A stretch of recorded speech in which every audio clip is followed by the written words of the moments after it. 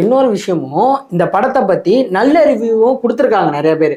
ஒரு ஃபேமிலி ஆடியன்ஸா வந்தப்போ ஒரு சின்ன குழந்தை கூட அது அழகா சொன்னிச்சு, படத்தை நல்லா இல்லைன்னு சொன்னாங்க, அந்த அளவுக்கு இல்லை நல்லா இருந்துச்சு அப்படின்ட்டு. அந்த குட்டி குழந்தை தான் அவங்களோட அம்மாவா இருக்கட்டும் ஒரு சில ஆடியன்ஸ் சொல்லியிருக்காங்க நல்ல விதமா.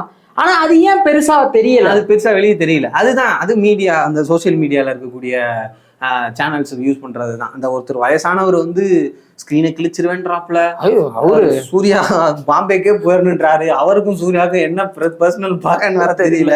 இவரு பாம்பேக்கு, அவர் பாம்பேல வீடு வாடுறது இவருக்கு பிரச்சனையா என்னன்னு புரியல. சரி அவர் ஏதோ ஃப்ரஸ்ட்ரேஷன்ல பேசுறாப்ல, சரி பாவத்துல ஒன்னு விட்டுறலாம். ஆனா அவர் ஏதோ பெரிய ஒரு நாட்டுக்கு தலைவர் மாதிரி 10 மைக்கு கொண்டு நீட்டி சொல்லுங்க அவரு ஃப்ரஸ்ட்ரேட் ஆகி அவரு நான் ஸ்கிரீனே கிழிச்சிருவேங்கன்றாரு.